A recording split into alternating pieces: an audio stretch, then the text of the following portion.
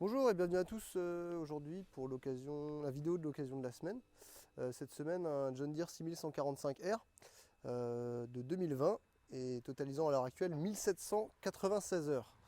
Le tracteur est équipé en pneus avant de marque Vredestein, donc c'est la gamme traction au niveau des pneus, et la cote est de 540/65 R28. En ce qui concerne l'usure, elle est plutôt faible, étant donné que le tracteur a 1780 heures, 1796 pardon, l'usure est inférieure à 20%. En ce qui concerne l'arrière, on est aussi sur une marque Vredestein, et la cote est de 580/70 R38. Comme à l'avant, l'usure est plutôt faible, en dessous de 20%. Voilà. Donc le tracteur est équipé donc de 6 phares de cabine, 6 phares de travail pardon, en haut de cabine, donc phare halogène, 2 phares de travail latéraux, donc très pratique pour pouvoir les orienter donc, de différentes façons, plus sur le côté si vous préférez, pour avoir une bonne vue d'ensemble pendant le travail nocturne. Le tracteur est équipé donc du pont avant suspendu, mais aussi donc du relevage avant premium avec donc une prise isobus pour les outils, une ligne hydraulique, la prise feu et donc les commandes de montée et descente du relevage donc sur le côté. En ce qui concerne maintenant donc l'arrière du tracteur, nous avons donc 6 phares de travail en haut de cabine, donc 4 orientés vraiment sur l'arrière du tracteur, un de chaque côté, sur côté droite et côté gauche, et enfin 2 sur les ailes, donc comme pour l'avant, ces phares peuvent être orientés de manière différente, donc très pratique pour élargir le champ de vision. Voilà. En ce qui concerne les ailes, nous avons donc le bouton d'action de la prise de force sur le côté, la commande de relevage, ainsi qu'une commande de distributeur, donc très pratique, notamment quand on a un troisième point hydraulique.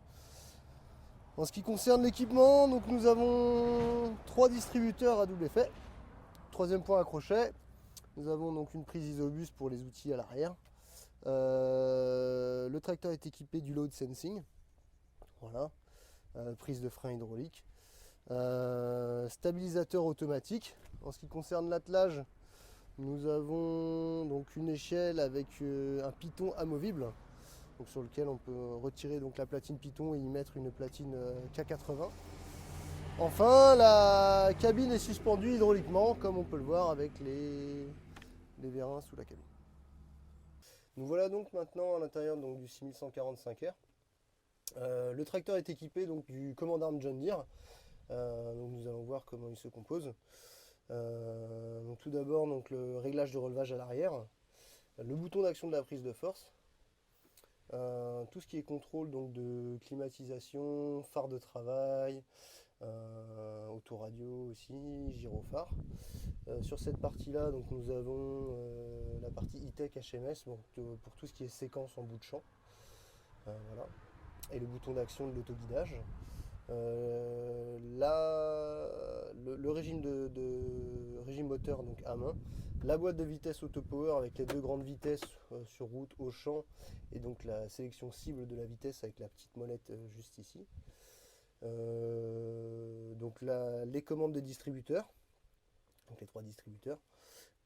Le monolevier donc totalement configurable, donc il peut aussi bien servir pour le relevage avant que pour les distributeurs, vraiment totalement configurable à partir de la console 4600. Voilà. Enfin donc la console 4600 avec écran tactile. Donc la plupart des réglages se fait à partir de cette console. Le tracteur est activé de l'autoguidage. Et du contrôle de section, c'est-à-dire qu'il vous suffit de rajouter une antenne Starfire et donc vous pouvez faire de l'autoguidage. Enfin, option non négligeable dans le tracteur, donc nous avons un port USB ici, nous avons 2 autres là-bas, donc plutôt pratique pour recharger un téléphone portable ou autre, et enfin donc la trappe de toit.